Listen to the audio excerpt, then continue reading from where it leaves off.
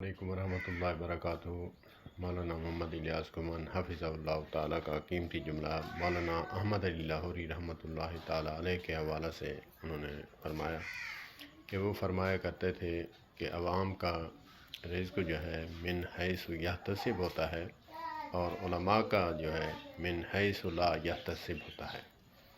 وہ فرماتے ہیں معنی سمجھیں گے تو تب مزہ آئے گا کہ عوام کا رزق وہاں سے ہوتا ہے اسے جہاں سے گمان اور امید ہوتی ہے کہ مجھے یہاں سے امید ہے، کام کروں گا تب ملیں گے پیسے، محنت کروں گا تب ملیں گے پیسے۔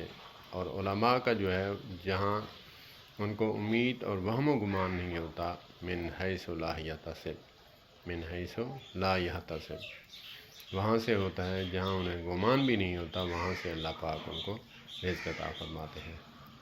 السلام علیکم ورحمۃ اللہ۔